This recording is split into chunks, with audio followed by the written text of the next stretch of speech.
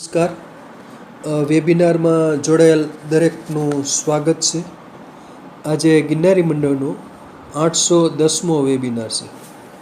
Webinar number 810 810. આજના વક્તા છે જૂનાગઢના અને હાલ પૂના નિવાસી શ્રી જિજ્ઞેશભાઈ જોશી સાહેબ, જેઓ આપણને આજે ભારતીય યોગની વિશ્વમાં વ્યાપકતા વિશે જણાવશે. આજે વિશ્વ યોગ દિવસ છે. 21 જૂન ના દિવસે યોગ દિવસ તરીકે મનાવવામાં આવે છે. વિશ્વ યોગ દિવસ તરીકે ભારતના પ્રયાસથી આ દિવસને 21 જૂનને વિશ્વ યોગ દિવસ તરીકે ઉજવવામાં આવે છે. એટલે કેટલાક વર્ષોથી યોગ દિવસ તરીકે 21 જૂન ઉજવાય છે. તો આજે યોગ દિવસ નિમિત્તે જ જે યોગ છે એનું વિસ્તૃત વર્ણન ભારતીય ગ્રંથોમાં જોવા મળે છે. તો એના વિશે વક્તવ્ય આપશે શ્રી જિજ્ઞેશભાઈ જોશી સાહેબ. શ્રી જિજ્ઞેશભાઈ જોશી સાહેબને વિનંતી કે તેઓ પોતાનું વક્તવ્ય હવે શરૂ કરી શકે છે. નમસ્કાર સાહેબ. જય ધન્વંતરી. નમસ્કાર સર. જય ધન્વંતરી. ગિરનારી મંડળના બધા જ વડીલો, મિત્રો અને ગુરુજનોને મારા જય ધન્વંતરી. આજે વિશ્વ યોગ દિવસ છે. તો આપણા કૃષ્ણચંદ્ર ભગવાનને કે જે યોગેશ્વર કહેવાય છે, તો એમને તો યોગના કૃષ્ણચંદ્ર ભગવાનને આપણે યાદ કરીને આપણો ગિરનારી મંડળનો આજનો વેબિનાર શરૂ કરશું. નાટ્યસ્નતસ્તુ યોગોસ્તિ ન એકાંત મનસ્નત ન યાતિ સ્વપ્નશીલસ્ય જાગ્રતો નૈવ અર્જુન. હે અર્જુન, જે અતિશય ખાય છે અથવા અતિ અલ્પ ખાય છે, અતિ નિંદ્રા કરે છે કે અતિ અલ્પ નિંદ્રા કરે છે, તે યોગમાં સફળતા પ્રાપ્ત કરતો નથી. ધ્યાનના વિષયનું અને તેના દ્વારા સિદ્ધ થતા પરમ લક્ષ્યનું વર્ણન કર્યા પશ્ચાત શ્રી કૃષ્ણ પરમાત્મા કેટલાક અનુસરણીય નિયમો પ્રદાન કરે છે. તેઓ કહે છે કે જે લોકો શારીરિક જાળવણી અંગેના નિયમોનું પાલન કરતા નથી, તેઓ યોગમાં સફળ થઈ શકતા જ નથી. આ માર્ગ પરના નવ સાધકો ઘણીવાર તેમના અપર્યાપ્ત જ્ઞાનને કારણે કહે છે, તમે આત્મા છો અને શરીર નથી. તેથી શારીરિક માવજતને ભૂલીને કેવળ આધ્યાત્મિક પ્રવૃત્તિઓમાં વ્યસ્ત થાવ. જો કે આવું તત્વજ્ઞાન વ્યક્તિને આગળ લઈ જઈ શકતું નથી. એ સત્ય છે કે આપણે શરીર નથી. આમ છતાં જ્યાં સુધી આપણે જીવિત છીએ ત્યાં સુધી શરીર આપણું હક છે અને તેની માવજત કરવી એ આપણું છે. આયુર્વેદિક ગ્રંથ ચરક સંહિતામાં કહે છે, શરીર માધ્યમ ખલુ ધર્મ સાધનમ. શરીર ધાર્મિક પ્રવૃત્તિઓમાં વ્યસ્ત થવા માટેનું વાહન છે. જો શરીર અસ્વસ્થ થઈ જશે તો આધ્યાત્મિક પ્રવૃત્તિઓ પણ અટકી જશે. રામાયણ વર્ણન કરે છે, તનુ બીનુ ભજન વેદ નહીં વરના. આધ્યાત્મિક વ્યસ્તતાને કારણે આપણે શરીરની અવગણના કરીએ, તેને વેદો સંમતિ આપતા નથી. વાસ્તવમાં તેઓ ભૌતિક વિજ્ઞાનની સહાયથી શરીરની ઉચિત કાળજી લેવાનો ઉપદેશ આપે છે, એવું ઈશોપનિષદમાં કહેલું છે. બીજો ભગવદ ગીતાજીમાં બીજો એક પણ શ્લોક લખેલો છે. યુક્તાહાર રવિહારસ્ય યુક્ત ચેષ્ટસ્ય કર્મસુ યુક્ત સ્વપ્નાવબોધસ્ય યોગો ભવતી દુઃખઃ. પરંતુ જે લોકો આહાર લેવામાં અને આનંદ પ્રમોદ કરવામાં સંયમિત રહે છે, કાર્ય કરવામાં સંતુલિત રહે છે અને નિંદ્રામાં નિયમિત રહે છે, તે યોગની સાધના દ્વારા શકે છે. આવું કૃષ્ણચંદ્ર પરમાત્માએ પોતાના ગીતાજીની અંદર જે ગીતાજીનું ઉદ્બોધન અર્જુનને કર્યું એની અંદર આવું સમજાવવામાં આવે છે. યોગ એ આત્માનું પરમાત્મા સાથેનું મિલન છે. યોગની વિપરીત ભોગ છે, અર્થાત ઇન્દ્રિયજન્ય સુખો પ્રત્યેની લિપ્તતા, અનહદ ભોગવિલાસ, શરીરના પ્રાકૃતિક નિયમોનું ઉલ્લંઘન કરે છે અને જેનું પરિણામ રોગ છે. અગાઉના શ્લોકમાં વર્ણન કર્યા પ્રમાણે જો શરીર રોગી બની જાય તો તે યોગની સાધનાને અવરોધે છે. આમ આ શ્લોકમાં શ્રી કૃષ્ણચંદ્ર પરમાત્મા કહે છે કે શારીરિક પ્રવૃત્તિઓમાં સમતોલન જાળવી અને યોગની સાધના કરવાથી આપણે શરીર અને મન બંનેના દુઃખોમાંથી મુક્ત થઈ શકીશું. શ્રી કૃષ્ણ બાદ 2.5 સહસ્ત્રાબ્દી પશ્ચાત ગૌતમ બુદ્ધ ભગવાન દ્વારા આ જ ઉપદેશ પુનરાવર્તિત કરવામાં આવ્યો, જ્યારે તેમણે ઇન્દ્રિયજન્ય ભોગ વિલાસ અને તીવ્ર વૈરાગ્ય વચ્ચેના સ્વર્ણિમ મધ્યમ માર્ગની અનુશંસા કરી.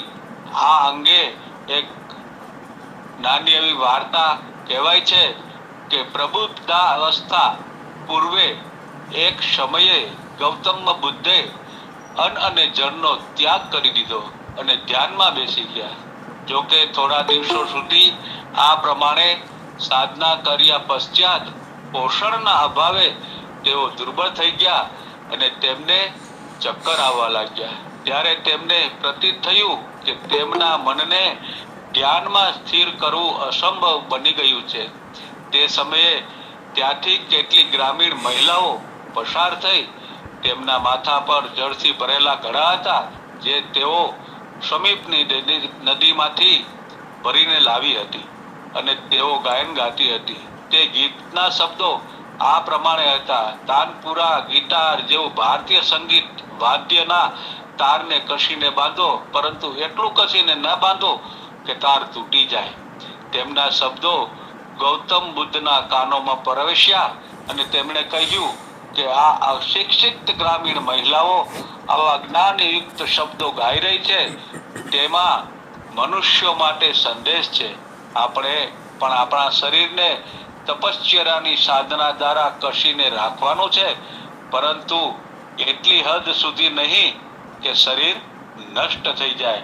તો આવું કૃષ્ણચંદ્ર પરમાત્માએ જ્યારે આવું વર્ણન કર્યું તો ગીતાની અંદર આવું સરસ મજાનું યોગ વિશે કૃષ્ણચંદ્ર પરમાત્માએ વર્ણન કરેલું છે. હવે આજે યોગ એ આપણી પ્રાચીન ભારતીય પરંપરા દ્વારા આપેલી એક અમૂલ્ય ભેટ છે.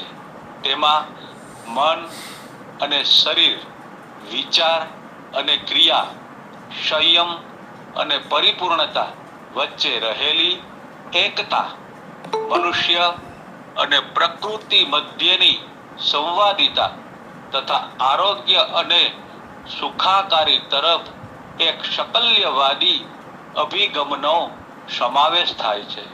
યોગા એ કસરત વિશે નહીં, પરંતુ આપણામાં, વિશ્વમાં તથા પ્રકૃતિમાં રહેલી એક રૂપતા શોધવા વિશે છે. આપણી જીવનશૈલીમાં ફેરફાર કરી તથા ચેતના ઉત્પન્ન કરીને તે આપણને આબોહવા પરિવર્તનનો સામનો કરવામાં મદદ કરી શકે છે. ચાલો આપણે એક આંતરરાષ્ટ્રીય યોગ દિવસ અપનાવવા તરફ કાર્ય કરીએ. યુનાઇટેડ નેશન્સ જનરલ એસેમ્બલીના 69માં સત્રમાં ભારતના માનનીય પ્રધાનમંત્રી શ્રી નરેન્દ્ર મોદી સાહેબ દ્વારા તારીખ 27 સપ્ટેમ્બર 2014ના રોજ આપવામાં આવેલ વક્તવ્ય માંથી તારીખ 27 સપ્ટેમ્બર 2014ના રોજ સંયુક્ત રાષ્ટ્ર સંઘની 69મી સામાન્ય સભાને સંબોધિત કરતી વખતે ભારતના માનનીય પ્રધાનમંત્રી શ્રી નરેન્દ્ર મોદી સાહેબે વિશ્વ સમુદાયને એક આંતરરાષ્ટ્રીય યોગ દિવસ અપનાવવા માટેની વિનંતી કરી હતી. તો શ્રી મોદી સાહેબે કહ્યું, યોગ એ પ્રાચીન ભારતીય પરંપરા દ્વારા આપેલી એક અમૂલ્ય ભેટ છે. તેમાં મન અને શરીર, વિચાર અને ક્રિયા, સંયમ અને પરિપૂર્ણતા વચ્ચે રહેલી એકતા, મનુષ્ય અને પ્રકૃતિ મધ્યની સંવાદિતા તથા આરોગ્ય અને સુખાકારી તરફ એક સાકલ્યવાદી અભિગમનો સમાવેશ થાય છે. યોગ એ કસરત વિશે નહીં, પરંતુ આપણામાં, વિશ્વમાં તથા પ્રકૃતિમાં રહેલી એકરૂપતા શોધવા વિશે છે. આપણી જીવનશૈલીમાં ફેરફાર કરી તથા ચેતના ઉત્પન્ન કરીને તે આપણને આબોહવા પરિવર્તનનો સામનો કરવામાં મદદ કરી શકે છે. ચાલો આપણે એક આંતરરાષ્ટ્રીય યોગ દિવસ અપનાવવા તરફ કાર્ય કરીએ. 11 ડિસેમ્બર 2014ના રોજ 193 સદસ્યો વાળી UNGA એ આ દરખાસ્તને સર્વસંમતિ દ્વારા 177 અપૂર્વ સ્પોન્સર દેશો સાથે મંજૂર કરી. 21 જૂનને આંતરરાષ્ટ્રીય યોગ દિવસ તરીકે સ્થાપિત કરવાનો ઠરાવ કરવામાં આવ્યો. તેના ઠરાવમાં UNGA સ્વીકાર્યું કે યોગ આરોગ્ય અને સુખાકારી માટે એક સાકલ્યવાદી અભિગમ પૂરો પાડે છે તથા વિશ્વ વસ્તીના આરોગ્ય અને સુખાકારી માટે યોગ પ્રેક્ટિસના લાભો વિશેની જાણકારીના વિશાળ પ્રસરણની જરૂર છે. યોગ જીવનના તમામ પહેલુઓમાં સંવાદિતતા લાવે છે. માટે જ રોગ નિવારણ, આરોગ્ય વર્ધન તથા જીવનશૈલી સંબંધિત વિકૃતિઓના સંચાલનમાં મદદરૂપ થાય છે. આપ યોગ અને યોગ અભ્યાસોનો ઝાંખી આપવાનો છે, જેથી લોકો વ્યક્તિગત તથા સામુદાયિક વ્યાપક આરોગ્ય તરફ અભિમુખ થાય તેવો મારો આ પ્લેટફોર્મ દ્વારા એક સંદેશો મારો પણ છે. હવે આપણે જાણીશું કે યોગ શું છે. યોગ મૂળભૂત રીતે એક આધ્યાત્મિક શાખા છે, જે એક અત્યંત સૂક્ષ્મ વિજ્ઞાન પર આધારિત છે, જેનો મુખ્ય હેતુ શરીર અને મન વચ્ચે સમન્વય લાવવાનો છે. તે સ્વસ્થ જીવન જીવવા માટેની એક કલા તથા વિજ્ઞાન છે. યોગ શબ્દ સંસ્કૃત મૂળ યુજમાંથી મળે છે, જેનો અર્થ જોડાવવું, બાંધવું કે સંગઠિત કરવું થાય છે. યોગ શાસ્ત્રો અનુસાર યોગના અભ્યાસ દ્વારા વ્યક્તિગત ચેતનાનું સર્વવ્યાપક ચૈતન્ય સાથે સંમિલન થાય છે. આધુનિક વૈજ્ઞાનિકો અનુસાર બ્રહ્માંડમાં રહેલી દરેક વસ્તુ એક જ આકાશ પરિમાણની અભિવ્યક્તિ છે, જે વ્યક્તિ આ અસ્તિત્વના એકેયનો અનુભવ કરે છે તે યોગમાં છે અને યોગી કહેવાય છે, જેણે સ્વતંત્રતાની સ્થિતિ પ્રાપ્ત કરી લીધી છે. જે સ્થિતિને મુક્તિ, નિર્વાણ, કૈવલ્ય અથવા મોક્ષ કહે છે. યોગ આંતરિક વિજ્ઞાન પણ છે, જેમાં એવી વિભિન્ન પદ્ધતિઓનો સમાવેશ થાય છે જેના દ્વારા મનુષ્ય શરીર અને મન વચ્ચે એક્ય મેળવીને આત્મ સાક્ષાત્કાર પ્રાપ્ત કરી શકે છે. યોગ સાધનાનું લક્ષ્ય તમામ પ્રકારની પીડાઓ અને કષ્ટો દૂર કરવાનો છે, જેથી જીવનના દરેક સ્થળે સ્વતંત્રતાનો અનુભવ, સુખ અને સંવાદિતા પ્રાપ્ત થાય છે. યોગનો હવે ટૂંકમાં થોડો ઇતિહાસ અને વિકાસ વિશે આપણે વાતો કરશું. તો યોગ વિજ્ઞાનનો ઉદ્ભવ હજારો વર્ષો પૂર્વે પ્રથમ ધર્મ અથવા આસ્થા પ્રથાઓના જન્મથી પણ ખૂબ પહેલા થયો હતો. યોગ માન્યતા અનુસાર શિવને પ્રથમ યોગી અથવા આદિ યોગી તથા પ્રથમ ગુરુ અથવા આદિ ગુરુ તરીકે જોવામાં આવે છે. હજારો વર્ષે પહેલા હિમાલય સ્થિત ક્રાંતિ સરોવરની કિનારે આદિ યોગીએ તેમનું ગહન જ્ઞાન પૌરાણિક સપ્ત ઋષિઓમાં રેડ્યું. આ સપ્ત ઋષિઓએ આ શક્તિ સંપન્ન વિજ્ઞાનને વિશ્વના વિવિધ ભાગો જેવા કે એશિયા, મધ્ય પૂર્વ, ઉત્તર આફ્રિકા તથા દક્ષિણ અમેરિકામાં વહેતું કર્યું.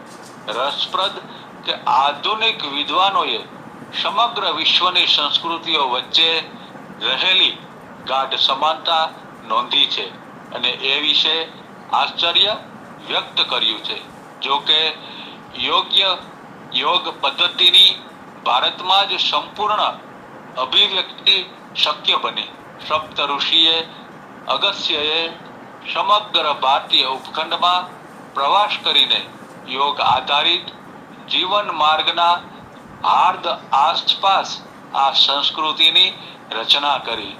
યોગને વ્યાપક રીતે સિંધુ સરસ્વતી ખીણ સંસ્કૃતિના એક અમર સાંસ્કૃતિક પરિણામ તરીકે ગણવામાં આવે છે અને માનવતાના ભૌતિક તથા આધ્યાત્મિક ઉત્કર્ષ માટે તેણે યોગ પોતાને સાબિત કર્યું છે અને માનવતાના ભૌતિક તથા આધ્યાત્મિક ઉત્કર્ષની જોગવાઈ માટે તે સાબિત થયું છે.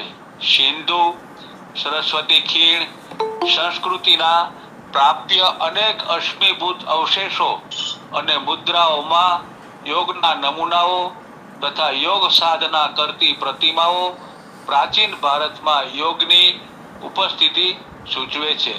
દેવી માતાની મુદ્રાઓ તથા મૂર્તિઓ તંત્ર યોગની ઉપસ્થિતિ સૂચવે છે. લોક પરંપરાઓ, વેદ તથા ઉપનિષદનો વારસો, બૌદ્ધ તથા જૈન પરંપરાઓ, ભગવદ્ ગીતા સહિત મહાભારત તથા રામાયણ એવા મહાકાવ્યો, શૈવોની અને વૈષ્ણવોની ઈશ્વરવાદી પરંપરાઓ તથા તાંત્રિક પ્રથાઓમાં પણ યોગનું અસ્તિત્વ ઉપલબ્ધ છે. યોગનો અભ્યાસ વેદકાળ પૂર્વે થતો હતો, છતાં મહાન ઋષિ એવા મહર્ષિ પતંજલિના યોગ સૂત્રો દ્વારા સમકાલીન પ્રચલિત યોગ પ્રથાઓ પ્રણાલીઓને સુવ્યવસ્થિત અને સંહિતાબદ્ધ કરી. પતંજલિ ઋષિ પછી ઘણા ઋષિઓ તથા યોગ ગુરુઓએ યોગ પ્રણાલીઓ તથા સાહિત્યના સુવ્યવસ્થિત દસ્તાવેજીકરણ દ્વારા આ ક્ષેત્રની જાણકારી અને વિકાસમાં મોટો ફાળો આપ્યો છે. પ્રાચીન સમયથી આજ સુધી વિખ્યાત યોગ ગુરુઓના ઉપદેશો દ્વારા યોગનો તમામ વિશ્વમાં ફેલાવો થયો છે. આજે રોગ નિવારણ, સ્વાસ્થ્યની જાળવણી તથા વૃદ્ધિ માટે યોગ પ્રણાલી ઉપર સહુને દૃઢ વિશ્વાસ છે. સમસ્ત વિશ્વમાં લાખો લોકોને યોગા અભ્યાસ દ્વારા લાભ થયો છે અને યોગ પ્રથા દિવસે ને દિવસે હાલતી અને વધુ સ્પંદિત થતી જાય છે. યોગના મૂળભૂત સિદ્ધાંતોની વાત કરીએ તો યોગ વ્યક્તિના શરીર, મન, લાગણી તથા ઉર્જાના સ્તરો પર કામ કરે છે. આથી યોગના 4 મુખ્ય વર્ગીકરણો થયા છે. એમાં કર્મયોગ, જ્યારે આપણે શરીરનો ઉપયોગ કરીએ છીએ. જ્ઞાન યોગ, જ્યારે આપણે મન બુદ્ધિનો ઉપયોગ કરીએ છીએ. ભક્તિ યોગ, જ્યાં આપણે લાગણીનો ઉપયોગ કરીએ છીએ. ક્રિયા યોગ, જ્યાં આપણે ઉર્જાનો ઉપયોગ કરીએ છીએ. આપણે યોગની જે કોઈ પદ્ધતિ અનુસરીએ છીએ તે આમાંથી કોઈ પણ એક વર્ગીકરણમાં સમાવિષ્ટ થાય છે. પ્રત્યેક વ્યક્તિ આ 4 પરિબળોનું એક અનન્ય સંયોજન હોય છે. માત્ર એક ગુરુ જ એક જિજ્ઞાસુ માટે આવશ્યક એવા આ 4 માર્ગોના યોગ્ય સંયોજન એટલે કે શિક્ષણની હિમાયત કરી શકે છે. યોગ પરના તમામ પ્રાચીન ભાષ્યોએ ગુરુના માર્ગદર્શન નીચે કામ કરવાની જરૂરિયાત પર ભાર મૂક્યો છે. એટલે આની અંદર દરેક વ્યક્તિએ કે જે યોગની અંદર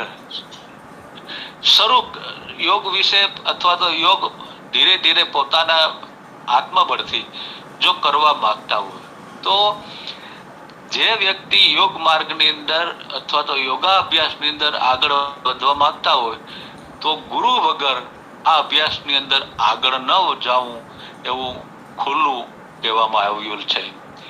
યોગની પરંપરાગત પ્રણાલીઓ, યોગની વિવિધ દર્શનો, પરંપરાઓ, વંશ પરંપરાઓ અને ગુરુ શિષ્ય પરંપરાઓ દ્વારા વિવિધ શાખાઓ ઉદ્ભવ થઈ. આમાં જ્ઞાન યોગ, ભક્તિ યોગ, કર્મયોગ, પાતંજલ યોગ, કુંડલિની યોગ, હઠ યોગ, ધ્યાન યોગ, મંત્ર યોગ, લય યોગ, રાજયોગ, જૈન યોગ તથા બૌદ્ધ યોગ વગેરેનો સમાવેશ થાય છે. દરેક શાખાને તેના પોતાના અભિગમ તથા કાર્ય પ્રણાલીઓ હોય છે જે યોગના અંતિમ ઉદ્દેશ તથા હેતુ સુધી લઈ જાય છે. આરોગ્ય અને સુખાકારી માટે યોગ પ્રણાલીઓ વ્યાપક રીતે અનુસરવામાં આવતી યોગ સાધનાઓમાં યમ, નિયમ, આસન, પ્રાણાયામ, પ્રત્યાહાર, ધારણા, ધ્યાન, સમાધિ, બંધ તથા મુદ્રાઓ, ષટકર્મો, યુક્તાહાર, મંત્ર, જપ, યુક્ત કર્મ ઇત્યાદિનો સમાવેશ થાય છે. યમો અંકુશો છે અને નિયમો અનુસરણો છે. આ આગળના યોગા અભ્યાસ માટેની પૂર્વ શરતો માનવામાં આવે છે. આસનો શરીર તથા મનની સ્થિરતા લાવવામાં સમર્થ છે. આસનો વિવિધ શારીરિક આકૃતિઓ ધારણ કરવાનો સમાવેશ થાય છે અને તેઓ વ્યક્તિને એક શારીરિક સ્થિતિને પોતાના માળખાકીય અસ્તિત્વની સ્થાયી સમાનતા નોંધપાત્ર સમય સુધી ટકાવી રાખવા સક્ષમ બનાવે છે. પ્રાણાયામોમાં પોતાના આસનની સભાનતા કેળવી અને પછી પોતાના અસ્તિત્વના મહત્વપૂર્ણ આધાર તરીકે શ્વાસોશ્વાસના સ્વૈચ્છિક નિયમનનો સમાવેશ થાય છે તથા મન ઉપર નિયંત્રણ કરવામાં સહાયતા કરે છે. આ માટે શરૂઆતના તબક્કાઓમાં નાક, મુખ, અને અન્ય શારીરિક દ્વારો આંતરિક તથા શ્વાસ પ્રશ્વાસની સભાનતા કેળવવામાં આવે છે. પછી આ તથ્યમાં નિયંત્રિત તથા અંકુશિત શ્વાસ દ્વારા ફેરફાર કરવામાં આવે છે, જેથી શારીરિક વિસ્તારનું ભરવું એટલે કે પૂરક ભરેલી અવસ્થામાં રહેવું તે કુંભક તથા ખાલી થવું એટલે રેચક એટલે કે બહાર કાઢવું એવું ભાન નિયંત્રિત, અંકુશિત અને વિનિયમિત શ્વાસ છોડવા દરમિયાન થાય છે. પ્રત્યાહાર એટલે બાહ્ય વસ્તુઓ સાથે સંકળાતી પોતાની જ્ઞાનેન્દ્રિયોમાંથી ચેતનાનું વિયોજન ધારણ એટલે કે વ્યાપક ધ્યાન ક્ષેત્ર શરીર તથા મનની અંદર, જેને સામાન્ય રીતે એકાગ્રતા તરીકે ઓળખવામાં આવે છે. બંધ અને મુદ્રાઓ પ્રાણાયામ સાથે સંકળાયેલી પ્રણાલીઓ છે. તેને ઉચ્ચ યોગાભ્યાસ તરીકે જોવામાં આવે છે, જેના મુખ્યત્વે શ્વાસોશ્વાસના નિયંત્રણ સાથે અમુક શારીરિક મુદ્રાઓ અપનાવવામાં આવે છે. જો કે ધ્યાનનો અભ્યાસ જે વ્યક્તિને આત્મ સાક્ષાત્કાર તરફ અને સર્વોત્કૃષ્ટતા સુધી લઈ જાય છે, તેને યોગ સાધનાનો સાર અથવા તત્વ માનવામાં આવે છે. ધ્યાન એટલે શરીર તથા મનમાં કેન્દ્રિત એકાગ્રતા અને સમાધિ એટલે કે સમન્વય એકીકરણ. ષટકર્મો એ બિનજરૂરી કરણ પ્રક્રિયાઓ છે, તબીબી પ્રકારની છે અને શરીરમાં એકઠા જમા વિષ દ્રવ્યોને બહાર કાઢવામાં મદદ કરે છે. યુક્ત આહાર, તંદુરસ્ત જીવન માટે યોગ્ય ખોરાક તથા આહાર સંબંધિત ટેવોની હિમાયત કરે છે. એટલે આપણે સારો, સુલભ, સરળ, સુપાચ્ય એવા આહારનું જ્યારે યોગાભ્યાસ આપણે કરવા તરફ વળીએ છીએ તો આપણા શરીરની તો સંપૂર્ણ શુદ્ધતા ખાસ જરૂરી છે. તો શુદ્ધતા કેવી રીતે? તો તે આહાર દ્વારા. અને તો આહાર કેવો હોવો જોઈએ?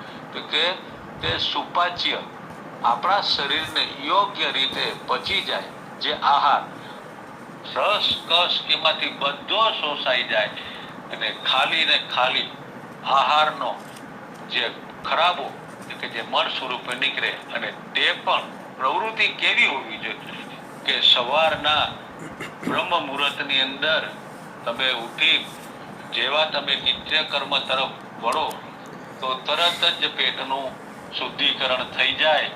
તો એ તંદુરસ્ત શરીરની નિશાની માનવામાં આવે છે.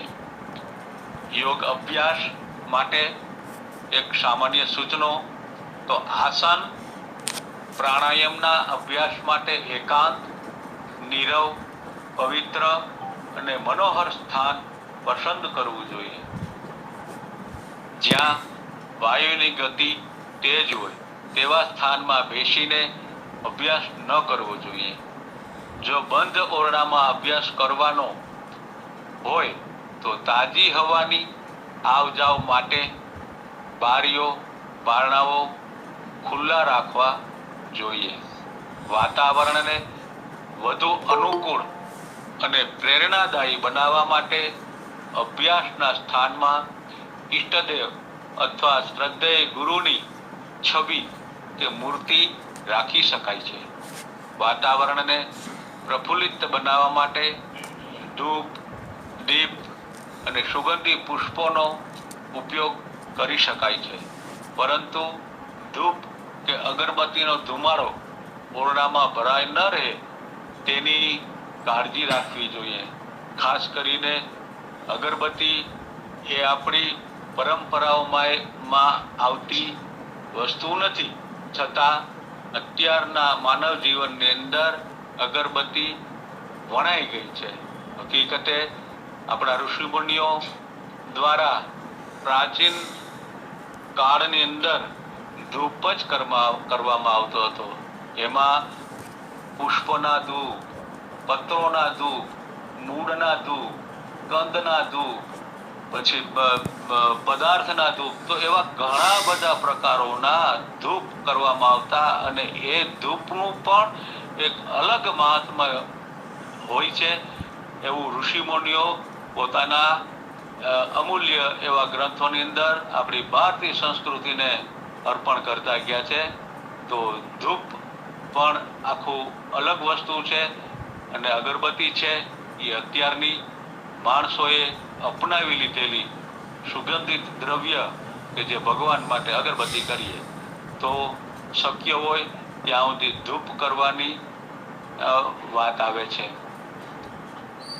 એ ધૂપનો જે ધુવાળો છે એ ભરાઈ ન રહે તે માટે બની શકે તો અભ્યાસનો અડધો કલાક પૂર્વે ધૂપ સળગાવી દેવા અને બારી બારણા ખુલ્લા રાખવા, જેથી તેની સુગંધિત દ્રવ્યોની સુગંધ ઘરમાં રહે છે પણ ધુવાળો ધીરે ધીરે કરીને સાધનાના સમય પહેલા એ નીકળી જાય. આસન પ્રાણાયામના અભ્યાસ માટે પ્રાતઃકાળનો સમય ઉત્તમ માનવામાં આવ્યો છે. તેમ છતાં સંધ્યાનો સમય ઉચિત અને અનુકૂળ માનવામાં આવે છે. સમય ભલે સ્વ અનુકૂળ પસંદ કરવામાં આવે, પરંતુ એને નિયમિત રીતે નિભાવવો આવશ્યક છે. એટલે કે આજે આપણે માની લ્યો કે સવારે 6 વાગે આપણે સાધનામાં બેઠા, તો બીજે દિવસે પણ સવારે 6 વાગ્યે જ બેસવું. તો સમયની અહીં પાબંદી બતાવવામાં આવી છે કે ભાઈ જે ઉચિત સમયે આપણને લાગે કે આપણે 6 વાગે ઉઠશું અને 6:30 બેસશું સાધનામાં, તો 6:30, પણ 6:30 બીજે દિવસે પણ બેસવું, ત્રીજે દિવસે પણ બેસવું. તો સમયની આની અંદર ક્યાંક ને ક્યાંક ઋષિમુનિઓએ એટલા માટે ટકોર કરી છે કે ભાઈ આ એક સમયે તો એમાં કાંઈક તો એનું મર્મ છુપાયેલું હશે. એની પછી નિરાંતે ક્યારેક વાત કરશું. તો આસન પ્રાણાયામના અભ્યાસ માટે પ્રાતઃકાળનો સમય અતિ ઉત્તમ છે, પરંતુ એને નિયમિત રીતે નિભાવવો આવશ્યક છે. પ્રાતઃ કર્મોથી પરવાર્યા બાદ પૂર્વાભિમુખ કે ઉત્તરાભિમુખ બેસીને આસન પ્રાણાયામનો અભ્યાસ કરવો જોઈએ. એટલે કે આપણું મુખ છે એ કાં તો પૂર્વ દિશામાં હોવું જોઈએ અથવા તો ઉત્તર દિશામાં રહીએ. એ રીતે આપણે આસન પ્રાણાયામ બેસીને કરવા જોઈએ. અભ્યાસ માટે 3 ફૂટ પહોળું અને 6 ફૂટ લાંબુ આસન રાખવું જોઈએ. તે વધુ પડતું નરમ કે જાડું ન હોવું જોઈએ. 3 ગળી વાળેલો ધાબળો અથવા જાડી શેતરંજી અભ્યાસ માટે ઉપયોગમાં લઈ શકાય. મિતાહાર, સંયમ અને નિયમિત ઊંઘ આસન પ્રાણાયામના અભ્યાસ માટે આવશ્યક છે. હંમેશા ખાલી પેટે અભ્યાસ કરવો જોઈએ. મૂત્રાશય અને આંતરડા પણ ખાલી હોવા જોઈએ. ભોજનના 3 કલાક પછી અને પ્રવાહી ખોરાક લીધો હોય તો 1 કલાક પછી આસન પ્રાણાયામનો અભ્યાસ કરી શકાય. અભ્યાસ કર્યા પછી અડધા કલાકની કે પોણા કલાકની વિશ્રાંતિ બાદ ભોજન કે પ્રવાહી લઈ શકાય. મળાવરોધ, બેચેની કે રોગની સ્થિતિમાં આસન પ્રાણાયામનો અભ્યાસ ન કરવો જોઈએ.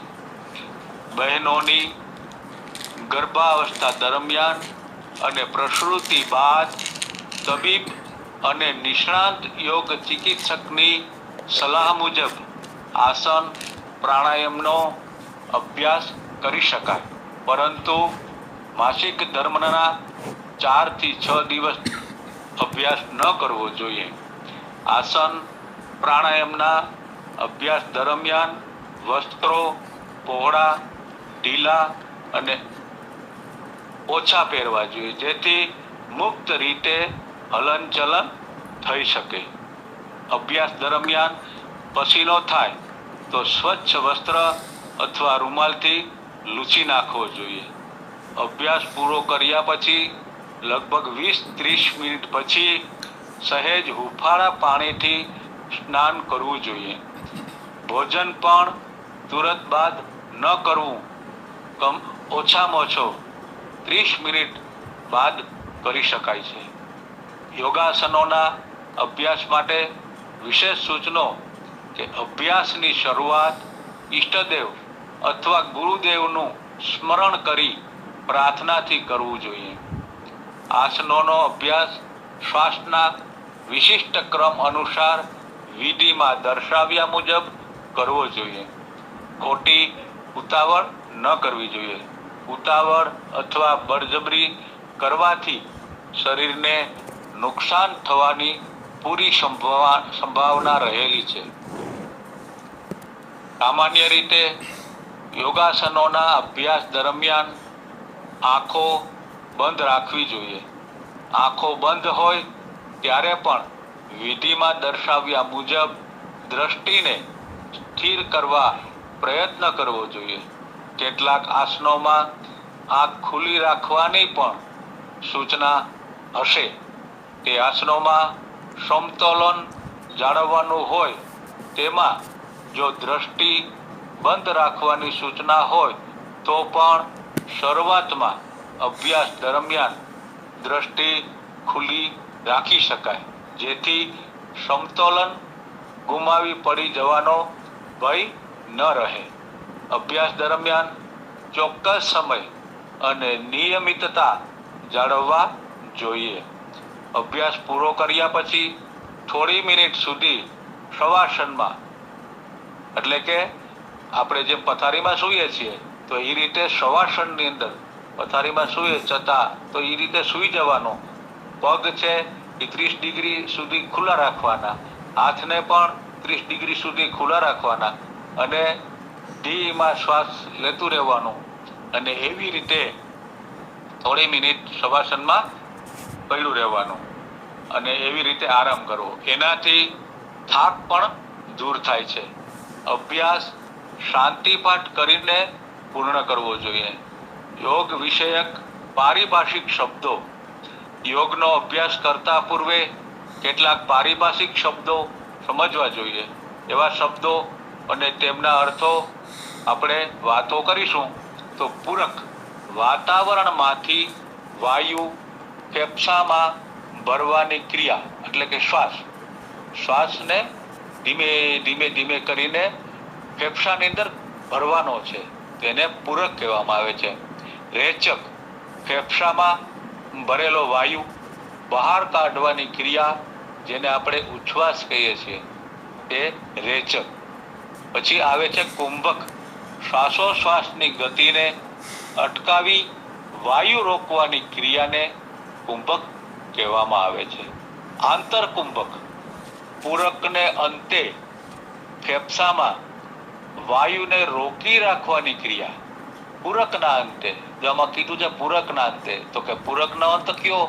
તો કે પૂરક છે એ વાતણમાંથી વાયુ છે એ ફેફસામાં ભરવાની ક્રિયા છે અને આંતરકુંભક છે એ શું છે? તો કે પૂરકને અંતે ફેફસામાં વાયુને રોકી રાખવાની ક્રિયા. તો આ સ્ટેજે પહોંચવું એ અતિ આવશ્યક તો છે જ, પણ એ ઉચ્ચ કોટીના ગુરુના નિર્દેશનમાં જ કરવું. પછી આવે છે બાહ્ય કુંભક, રેચકને અંતે વાયુને બહાર રોકી રાખવાની ક્રિયા, એને બાહ્ય કુંભક કહેવામાં આવે છે. પછી આવે છે પ્રણવ મુદ્રા. કુંભક કરવા માટે જમણા હાથની પ્રથમ 2 આંગળીઓને હથેળી તરફ વાળીને જમણા અંગૂઠાથી જમણું નાસાપુટ બંધ કરવાથી, એટલે કે જમણું નાસાપુટ એટલે જમણું નસકોરું, આપણું જમણું નસકોરું, એને બંધ કરવાથી બનતી મુદ્રાને, એટલે ઈ જે જે જે એ રીતે આપણે મુદ્રા બને અને આપણે જમણું નસકોરું ને દબાવીએ છીએ, તો ઈ મુદ્રાને પ્રણવ અથવા ઓમકાર મુદ્રા કહેવામાં આવે છે. સંસ્કૃતમાં અંગૂઠાને અંગુષ્ઠ, પ્રથમ આંગળીને તર્જની, બીજી આંગળીને મધ્યમા, ત્રીજી આંગળીને અનામિકા અને ચોથી આંગળીને કનિષ્ઠિકા કહેવામાં આવે છે. જ્ઞાન મુદ્રા, હાથની તર્જનીનું અને અંગૂઠાનું ટેરવું પરસ્પર અડકાળીને બાકીની આંગળીઓ સીધી રાખવાથી જ્ઞાન મુદ્રા બને છે. આ જ્ઞાન મુદ્રા જમણા હાથ વડે કે બંને હાથ વડે પણ થઈ શકે છે. પ્રાણાયામના અભ્યાસ માટે વિશેષ સૂચનો. મોક્ષાર્થી સાધકે પ્રાણાયામનો અભ્યાસ પોતાના ગુરુના માર્ગદર્શન નીચે જ કરવો જોઈએ. કેવળ આરોગ્ય પ્રાપ્તિના હેતુથી પ્રાણાયામ કરવાની ઈચ્છા ધરાવતી વ્યક્તિ સામાન્ય માર્ગદર્શક પાસેથી વિધિ સમજીને પ્રાણાયામ સમજી શકે છે. અભ્યાસ શરૂ કરતા પૂર્વે ઈષ્ટદેવ કે ગુરુદેવનું સ્મરણ કરવું જોઈએ. પ્રાણાયામના અભ્યાસ સાથે મંત્ર જપને જોડવાથી સત્વ ગુણની વૃદ્ધિ અને સહિત ઝડપથી ચિત્ત શુદ્ધિ થાય છે. તેથી અભ્યાસુએ આંખ બંધ રાખી માનસિક મંત્ર જપ સહિત શાંત ચિત્તે અભ્યાસ કરવો જોઈએ. તો જ્યાં અહીંયા ગુરુ અને અને ઈષ્ટદેવનું જે સ્મરણ કરવામાં આવ્યું છે, તો ઈષ્ટદેવ, તો યોગના ઈષ્ટદેવ તો કૃષ્ણચંદ્ર પરમાત્મા જ છે, તો એમનું નામ ઓમ નમો ભગવતે વાસુદેવાય એવું પણ બોલીને પણ તમે કરી શકો. પણ વાસુદેવ છે યોગેશ્વર છે, યોગેશ્વર છે, માટે એને યોગના ઈષ્ટ સમજીને ઓમ નમો ભગવતે જો વાસુદેવાય, ખાલી એટલું. પછી એના વાસુદેવના તો પુષ્કળ નામો છે, એમાંથી કોઈ પણ એક નામનું આપણે ગ્રહણ કરી અને ચિત્તમાં ઉતારી અને એનું સ્મરણ કરવું જોઈએ. પ્રાણાયામ ના અભ્યાસ સાથે મંત્ર જપને જોડવાથી સત્વ ગુણની વૃદ્ધિ અને ચિત્ત શુદ્ધિ થાય છે. પૂરક, રેચક અને કુંભક યથાશક્તિ કરવા જોઈએ. તેની સમયા અવધિ ગજા ઉપરાંત લંબાવવાની ચેષ્ટા કરવાથી લાભને સ્થાને હાનિ થવાની શક્યતા રહેલી છે. પ્રારંભના અભ્યાસીએ પ્રાતઃકાળે કે સંધ્યાકાળે 10 થી વધુ પ્રાણાયામો ન કરવા જોઈએ. ક્ષમતા વધતા ધીમે ધીમે પ્રાણાયામની સંખ્યા વધારતા જઈએ. એક બેઠકમાં વધુમાં વધુ 25 પ્રાણાયામો કરવા જોઈએ. અભ્યાસમાં નિયમિતતા રાખવી જોઈએ અને નિશ્ચિત કરેલા સમયને વળગી રહેવું જોઈએ. આહાર વિહાર, તો ખાનપાનની સારી આદતો શરીર અને મન માટે જરૂરી છે અને આ આદતો યોગા અભ્યાસ દરમિયાન શરીર અને મનને સ્ફૂર્તિલું અને સુયોગ્ય બનાવે છે. યોગાભ્યાસની અંદર શાકાહારનો આગ્રહ રાખવામાં આવે છે. વ્યક્તિઓ કે જે 30 વર્ષથી વધુ આયુની હોય તેમને માટે 2 ટંકનું ભોજન પર્યાપ્ત છે. સિવાય કે તેમને કોઈ વિશિષ્ટ રોગ ન હોય અથવા વિશેષ પરિશ્રમ ન કરતા હોય. યોગ કેવી રીતે મદદરૂપ થાય? તો કે યોગ બધા જ પ્રકારના બંધનોનો મુક્તિનો માર્ગ છે. તાજેતરમાં થયેલ તબીબી અભ્યાસ જણાવે છે કે યોગ દ્વારા શારીરિક, માનસિક ઘણા ફાયદા થયા છે અને આ ફાયદા નિયમિત યોગા અભ્યાસ કરનારમાં જણાય છે. તો જે નિયમિત રીતે યોગા અભ્યાસ કરતા હોય એને સ્વઅનુભવ અચૂક થાય છે. આવા જ અમુક તબીબી અભ્યાસ જણાવે છે કે યોગ શારીરિક તંદુરસ્તી, સ્નાયુની મજબૂતી અને હૃદયની તંદુરસ્તી માટે ખૂબ જ લાભદાયી છે. યોગ ડાયાબિટીસ, શ્વસન તંત્રના રોગ, લોહીનું ઊંચું નીચું દબાણ એટલે કે લો બીપી અને હાઈ બીપી તથા જીવનચર્યાને લગતા રોગોમાં લાભદાયી છે. યોગ છે એ તણાવ, થાક, ચિંતા વગેરે ઘટાડવામાં પણ ખૂબ જ મદદરૂપ થાય છે. યોગ સ્ત્રીઓને લગતી માસિકની સમસ્યાઓમાં પણ લાભદાયક નીવડે છે. ટૂંકમાં યોગ શરીર અને મનને તબક્કાવાર કરે છે, સમસ્યા વિહીન બનાવે છે અને જિંદગીને ખરા અર્થમાં જીવંત બનાવે છે. તો કોઈ પણ ધ્યાનાત્મક આસનમાં નમસ્કાર મુદ્રા કરી યોગ મુદ્રાસનમાં પૂર્ણ કરવી જોઈએ. ઓમ સંગચ્છત્વમ સંવદત્વમ સમભો મનાશી જાનતા દેવા ભાગમ યથા પૂર્વે સજ્જાનાના ઉપાસતે. આપણે એક સાથે ચાલીએ, એક સાથે બોલીએ, આપણું મન એક બને. પ્રાચીન સમયના દેવતાઓનું આવું આચરણ હતું એટલે તેઓ વંદનીય છે. સૂક્ષ્મ ક્રિયા રક્ત સંચાર વધારવામાં ઉપયોગી બને છે. સૂક્ષ્મ ક્રિયા ઊભા રહીને અથવા બેસીને પણ કરી શકાય છે. ગરદનની સૂક્ષ્મ ક્રિયા સ્થિતિ, સમસ્થિતિ, થોડા પગ ખુલ્લા રાખી આરામદાયક સ્થિતિમાં ઊભા રહો. બંને હાથ શરીરની બાજુમાં રાખો અને ધીરે ધીરે ગરદનને ઊંચી નીચી, જમણી ડાબી, આગળ અને પાછળ એવી રીતે ધીમી ગતિએ, કારણ કે ગરદનની અંદર નસનાળીઓ સંપૂર્ણપણે ગરદનમાં આવેલી હોય છે, તો ઝટકો મારવાનો આવતો જ નથી. આવું અહીંયા વર્ણવવામાં આવ્યું છે. તો શાંત રીતે ધીરે ધીરે બંને આપણી આંખો છે એ જમીન તરફ પૃથ્વી મૈયાને દર્શન કરવાના ભાવથી આપણે ધીરે ધીરે નીચે લઈ જવાની છે.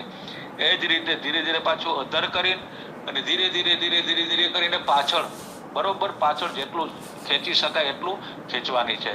પછી ગરદનને ધીરે ધીરે કરીને જમણી તરફ લઈ જવાની છે અને બંને આંખોને જમણી તરફ જેટલી ખેંચાય એટલી ખેંચવાની છે. ધીરે ધીરે કરીને સામાન્ય સ્ટાર્ટિંગમાં તો સાવ થોડી, પછી ધીરે ધીરે આદત વધતી જાય એવી રીતે થોડો સ્ટ્રેન્થ વધારી શકાય છે. પણ યોગ ગુરુ દ્વારા જ આ સૂક્ષ્મ ક્રિયાઓ કરવી એવું મારું અહીંથી નમ્ર વિનંતી હું કરી રહ્યો છું. આગળ અને પાછળ નમાવું, બંને હાથ કમર ઉપર રાખો, રેચક કરતા માથું આગળની તરફ ધીરે ધીરે ઝુકાવો, દાઢીને છાતી તરફ લગાવવાનો પ્રયત્ન કરો. પૂરક કરતા માથું પાછળની તરફ સહજતાપૂર્વક જેટલું જાય તેટલું લઈ જાઓ. આ એક ક્રમ એટલે કે એક રાઉન્ડ, હજી 2 ક્રમ અભ્યાસ કરો. જમણી અને ડાબી બાજુ નમાવો, રેચક કરતા માથું જમણી બાજુ ધીરે ધીરે નમાવી કાનને ખંભા સાથે સ્પર્શ કરો. યાદ રહે કે ખંભા ઉઠવા ન જોઈએ.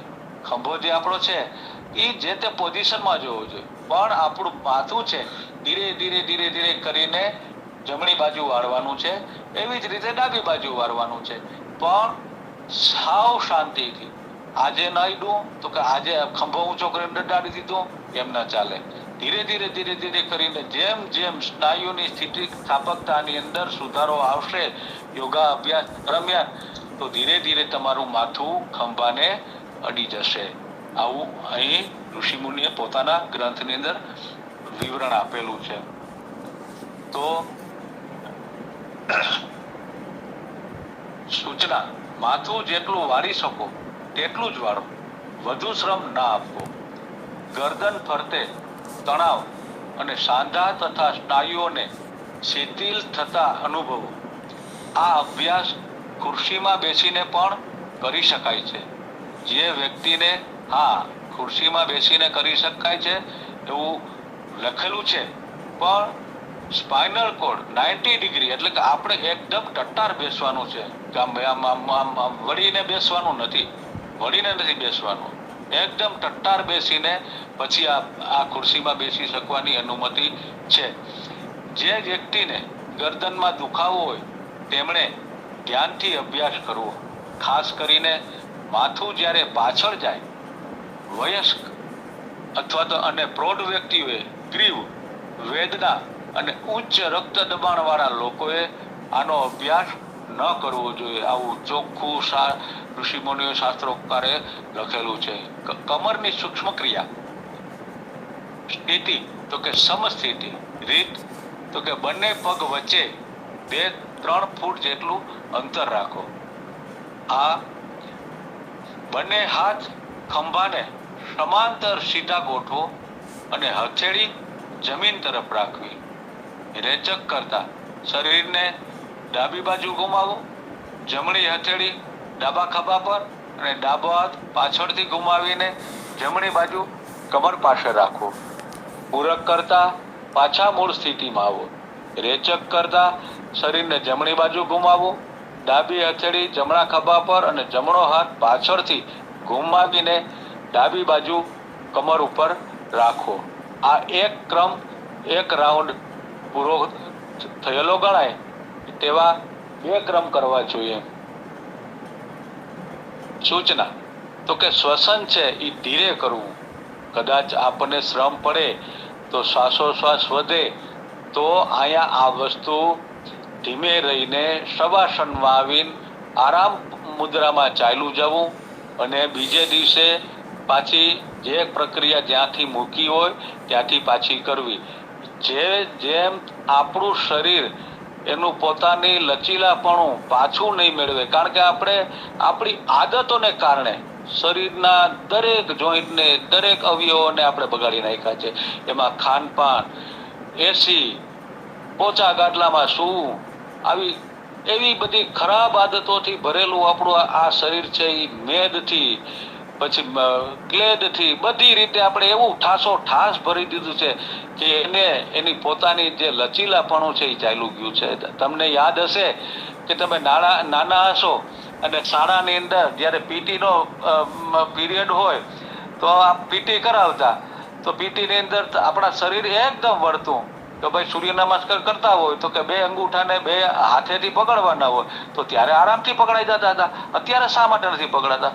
તો એની પાછળ આપણી આળસતા, આપણી નિષ્ક્રિયતા, આપણા ખાધા ખોરાક, આપણો સુવા રહેવાનો સમયગાળો, આમાં બધું આપણે ટોટલી 40-45 વર્ષ સુધી, જ્યાં સુધી આપણે એમ હોય કે શરીર બહિષ્કાર નથી કરતું, ત્યાં સુધી આપણે ધબધબાવીને બધું કરીએ છીએ.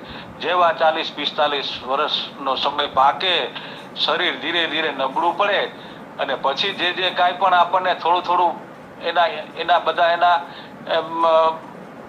ચિહ્નો દેખાવા માંડે એટલે આપણે તરત જ કાંઈક ને કાંઈક આપણા શરીરની સાવચેતી. તમારા ભાઈ તો કે ભાઈ એ તો ડાયટ ઉપર છે, પણ ડાયટ ઉપર આવવાનું કારણ શું? તમે જાતે જ તમારા તો પહેલેથી જ શા માટે ખ્યાલ ના રાખ્યો? પહેલેથી જ જીભના સ્વાદને શા માટે સંયમ ન કર્યો? ખોરાક તો ખોરાક જ છે, સ્વાદ ખાલી જીભને છે. આ થોડુંક મારું વક્તવ્ય કદાચ ગમે, કદાચ ન પણ ગમે, પણ આ દરેક મિત્રોને અને સમાજને તંદુરસ્ત કેમ રહેવું એના માટેની એક વ્યથા છે. હવે આપણે જોશું કે યોગના મુદ્રાઓ. તો સૌથી પહેલા આપ છબી નિહાળી રહ્યા છો કે તાડાસન. તો આ એક યોગની એક મુદ્રા છે. બીજી મુદ્રા છે કોણાસન. તો કોણાસનની અંદર આખા શરીરને ડાબી અથવા જમણી બાજુ વાળવાનું છે. ડાબા પગને હાથેથી એનો અંગૂઠો પકડવાનો છે અને ઉપરનો જે હાથ બચે છે એને આ દેખાડ્યું એ રીતે 45 ડિગ્રીના ખૂણે શરીરને લઈ જવાનું જ છે. એને કોણાસન કહેવાય. નેક્સ્ટ ઓલાની અંદર આપણે એ પણ જોશું કે કયા આસનથી કયા શરીરના કયા અવયવના લાભ થાય છે, કયા રોગમાં લાભ થાય છે, એ બધું આપણે નેક્સ્ટ ઓલામાં લેશું. પછી ત્રીજી જે મુદ્રા છે એ હસ્તપાદા ગુષ્ઠાસન.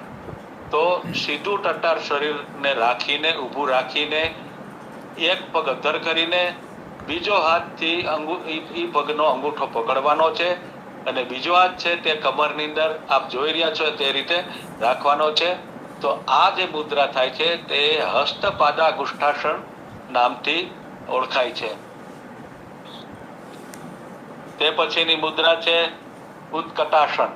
તો ઉત્કટાસન મુદ્રા છે એ પણ આની અંદર કોઈ પણ ખુરશીનો કે કોઈ સહારો નથી લેવાનો, પણ છતાં ખુરશી જેવી મુદ્રા બનાવવાની છે. તો ગોઠણથી 90 ડિગ્રીએ આપણે જે પાછળનો જે ભાગ છે એને લઈ જવાનો છે. તો આ ક્રિયા કરવાથી બે હાથ છે એ પેટમાં દબાવવાના છે.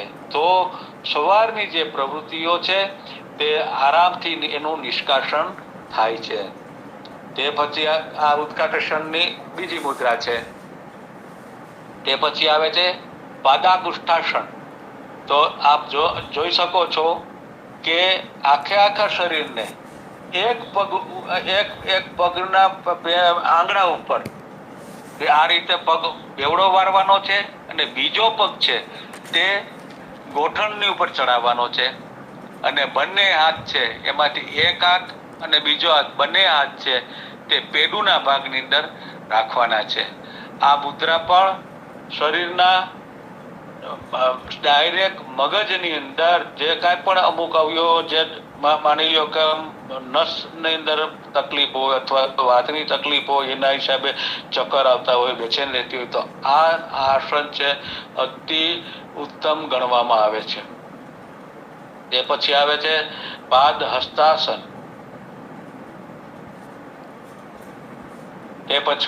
તે પછીનું આસન છે જાનુ શિરાસન. તો એની અંદર પણ પગને સીધો રાખવાનો છે. બે હાથેથી પગના આંગળાની નીચેનો ભાગ આખો પકડવાનો છે અને બીજો પગ છે એ સામેના પગની જાન સુધીની અંદર દબાવવાનો છે. આ થયું જાનુ શિરાસન. તે પછીનું આવે છે ઉતાન પાદાસન. તો એની અંદર પેલા સાધકે શવાસનમાં સૂઈ જવાનું છે. બંને હાથ કમરને ભાગે ચિપકાવવાના છે અને બંને પગ છે એ બંને હાથ છે તે ધરતીને અડાડવાના છે. હાથનો પંજો ખોલવાનો નથી પણ અડાડવાના છે અને કમરેથી બંને પગને 45 ડિગ્રીના કોણે અધર કરવાના છે. આના ફાયદા અને ગેરફાયદા આનું બધું વિવરણ આપણે નેક્સ્ટ ઓલામાં લેશું. આ તો અત્યારે કેટલા અમુક પ્રકારના જે આસનો છે, જે મેન આસનો છે એની મુદ્રાઓનું આપને દર્શન કરાવી રહ્યો છું. તો પવન મુક્તાસન એની અંદર પણ પેલા યોગ અભ્યાસોએ શવાસનમાં સૂવાનું છે. પછી એક પગ છે તેને ગોઠણેથી વાળી અને પેડુની અંદર છાતી સુધી ખેંચવાનો છે અને બીજો પગ છે તે 45 ડિગ્રીએ ઊંચો કરવાનો છે. આની અંદર પણ જે કાંઈ શરીરમાં વાયુરૂપી જે કાંઈ પેટની અંદર ભરેલો હોય તે ફટાફટ જ્યારે આ અભ્યાસ કરો દાંત પણ આવશે પણ વાયુનું નિષ્કાશન તરત જ થાય છે. તો આપણને એમ થાય છે કે આ મારા પેટમાં આવું તો કાંઈ આવું હતું ને ફટાકડા ફૂટવા માંડ્યા.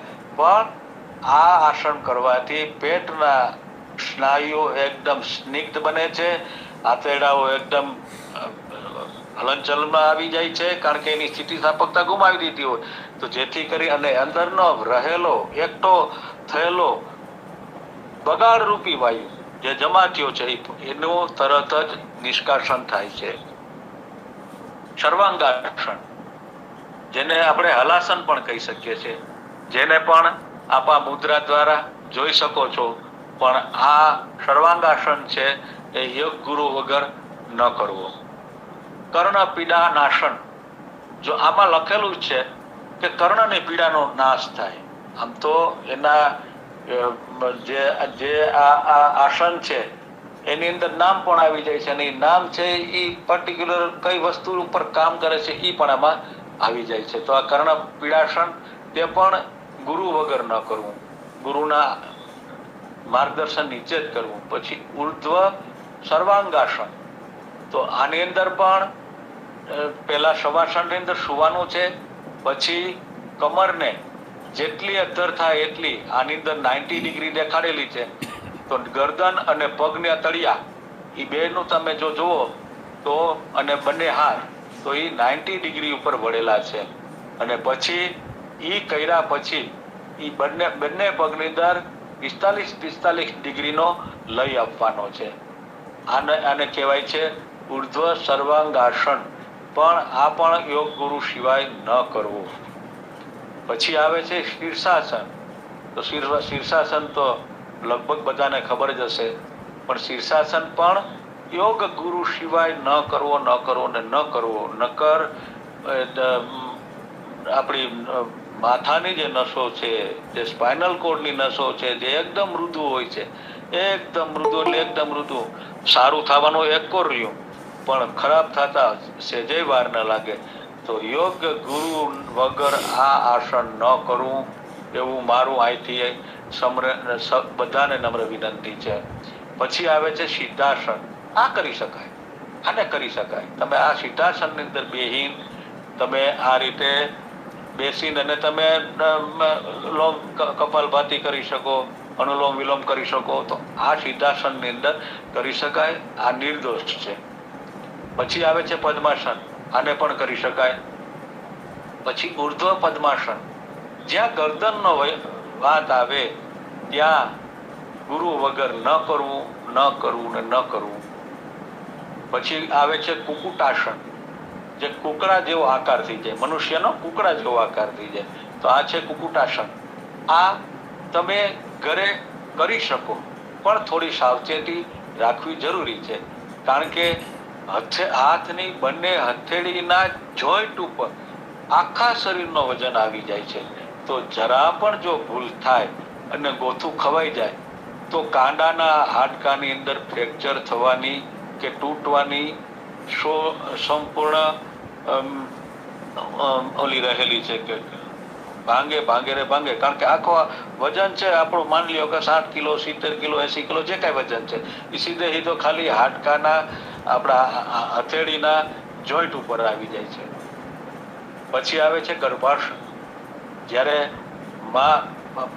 માના ગર્ભની અંદર બાળક રહેલું હોય અને જેવી મુદ્રા હોય એવી મુદ્રા અંદર અહીંયા દર્શાવેલી છે. તો આ છે ગર્ભાસન. પછી આવે છે મત્સ્યાસન. તો માછલી જેવો આકાર થાય છે, અને મત્સ્યાસન કહેવાય. પણ આ પણ યોગ ગુરુ વગર ન કરવો હિતાવહ છે. આમ તો દરેક આસન ગુરુના સાનિધ્યમાં જ કરવા જોઈએ. પણ અમુક નિર્દોષ છે કે થોડી ઘણી ભૂલ થાય તો કે ભાઈ હાલશે, ન વાંધો આવે. શરીર પણ આપણું એટલું લચીલું હોય કે ભાઈ ન વાંધો આવે. પછી આવે છે તોલા ગુલાસન. તો આની અંદર ત્રાજવા તોલા જેવું કામ છે કે શરીરનું જે નાભી પ્રદેશ છે, આ આસન કરવાથી શરીરના નાભી પ્રદેશ ઉપર સંપૂર્ણ સેન્ટર આવી જાય છે.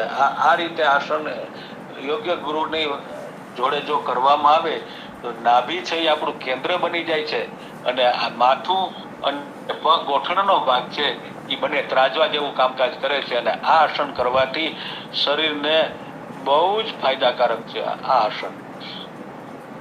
પછી છે બદ્ધ પદ્માસન.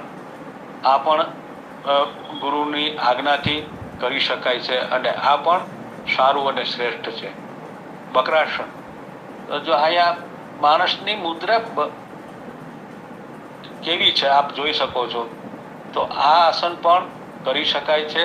આના વિશે પણ આપણે નેક્સ્ટ ઓલામાં વાત કરીશું. પછી આવે છે લોલાસન. તેના પછી આવે છે મયુરાસન. તો કે મયુર જેવી મુદ્રા, મયુર પક્ષી છે કે મોર જેવી મુદ્રા. તો કે ઈ જે બેઠો હોય છે, કેવી રીતે બેઠો હોય, ડાળ ઉપર બેઠો હોય છે, અને જે એની પોઝિશન હોય એવી મુદ્રામાં જો માણસની આખી આકૃતિ બતાવવામાં આવેલી છે કે આ રીતના ટેબલ ઉપર હાથનો વજન લઈને કોણી છે એ પેટમાં રાખવાની છે, અને આ રીતનો આકાર આવે એટલી ડિગ્રીએ શરીરને જમીનથી ઉચકવાનું છે. તો આને કહેવાય છે મયુરાસન. પછી બીજું છે મયુરાસન અને અનુશાસન, બંને ભેરું છે, પણ એની અંદર ધરતી ઉપર હાથ રાખીને એક પગના આંગળા છે એ જમીનને અડાડી રાખવાના છે.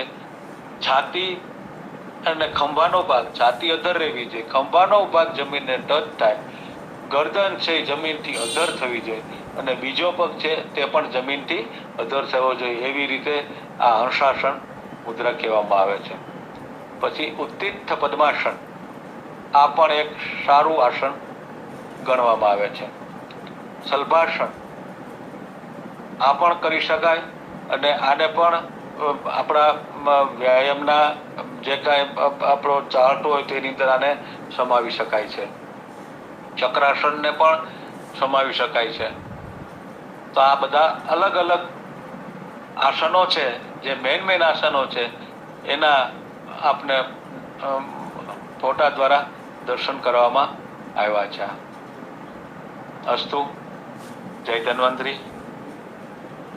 જય ધન્વંતરી, જય ધન્વંતરી. ખૂબ ખૂબ આભાર શ્રી જિજ્ઞેશભાઈ જોશી સાહેબનો, જેમણે આજે ભારતીય યોગની વિશ્વમાં વ્યાપકતા એટલે યોગ ઉપર સરસ ઇતિહાસ ને બધી ઘણી બધી માહિતી આપી, યોગ કઈ રીતના કરવા અને સરસ, અને છેલ્લે બધા આસનો વિશે માહિતી આપી. ખૂબ સરસ વક્તવ્ય રહ્યું અને ઘણી નવી જાણકારી બધાને મળી. હવે વૈદ્ય શ્રી વિનોદભાઈ ઠક્કર સાહેબ બે શબ્દો કહેશે. ઠક્કર સાહેબ. જય ધન્વંતરી. જિજ્ઞેશભાઈ જોશી સાહેબને પ્રણામ. આજે વિશ્વ યોગ દિવસ, અને એમને પોતાના વક્તવ્યમાં જ કીધું કે માનનીય પ્રધાનમંત્રી મોદી સાહેબની એક ઉત્કંઠા વિશ્વમાં સ્થાન આપે અને પરિપૂર્ણ થઈ. આજે યોગની વાત જે કરી જિજ્ઞેશભાઈએ, યુજ ધાતુ, યુજ એટલે જોડાવું. અહીંયા શાસ્ત્રની ભાષામાં, કારણ કે મેં પોતે ડિપ્લોમા ઇન યોગા કરેલું છે, અને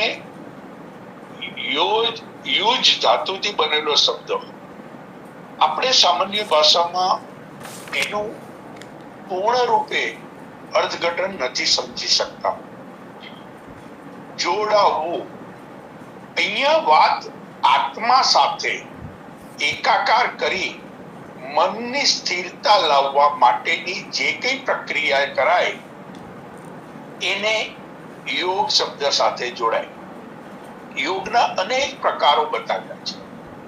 લય યોગ, જપ યોગ, ધ્યાન યોગ, અષ્ટાંગ યોગ, હઠ યોગ, રાજયોગ, આ બધા યોગોના અલગ અલગ શીર્ષકોના અને પ્રણાલીના આખા એના વર્ગો છે. હવે અત્યારે જે જિજ્ઞેશભાઈ એ બતાવ્યું આપણને એ અષ્ટાંગ યોગનું યમ, નિયમ, આસન, પ્રાણાયામ, પ્રત્યાહાર, ધારણા, ધ્યાન અને સમાધિ, એને અષ્ટાંગ યોગ કહેવાય. સામાન્ય ભાષામાં આસન અને પ્રાણાયામ ત્રીજા અને ચોથા ક્રમે છે અષ્ટાંગ યોગમાં. એની પહેલા યમ અને નિયમ. એટલે યોગની સાધનાની શરૂઆત કરતા પહેલા એની પૂર્વરૂપ, જેમ પંચકર્મમાં પૂર્વરૂપ છે એવી રીતના પૂર્વરૂપમાં આસન અને પ્રાણાયામ કરતા પહેલા યમ અને નિયમનું આચરણ દરેકના માટે અનિવાર્ય બની જાય છે. યમ એ પોતાના માટે છે અને નિયમ એ સમાજની સાથે રહીને એક શુદ્ધ ભાવના કેળવવા માટેનું એની અંદર છે. હવે અત્યારની વર્તમાન સ્થિતિમાં આ યમ નિયમનું બહુ ઓછું લોકો પ્રાધાન્ય સમજે છે, પણ યમ નિયમ જ્યાં સુધી ન અપનાવવામાં આવે ત્યાં સુધી આસન અને પ્રાણાયામનો પૂરતો લાભ જે આપણે જે મેળવવા માંગીએ છીએ એ ન મળે. બીજું, જેમ આયુર્વેદમાં વ્યાખ્યા છે, સ્વસ્થ્ય સ્વાસ્થ્ય રક્ષણ આતુરસ્ય વિકાર પ્રશમન ચ, એવી જ રીતના યોગની વ્યાખ્યા છે ચિત્ત વૃત્તિ નિરોધ. ચિત્ત અને વૃત્તિ આપણા કાર્યો એને સંયમમાં લેવાની વ્યાખ્યા છે. ગીતામાં પણ એક સૂત્ર આવે છે, યોગ કર્મશુ કૌશલમ. યોગથી તમારી અંદર એક નવી ઉર્જા, જે તમે કાર્ય કરો છો એ સકારાત્મક અને સાત્વિક ભાવના સાથેના કાર્ય તરફ તમે આગળ વધો અને તમારી કાર્ય કુશળતા ખીલે, એ યોગનું એક પાસું છે. આજે જે યોગાસનના આસનો જે જિગ્નેશભાઈએ બતાવ્યા, એમાં 2-3 વાતો મારે થોડી આપની સમક્ષ મૂકવાની છે. કે એમણે જ્યાં 45 ડિગ્રી 90 ડિગ્રીનું જે વળાંકો બતાવ્યા,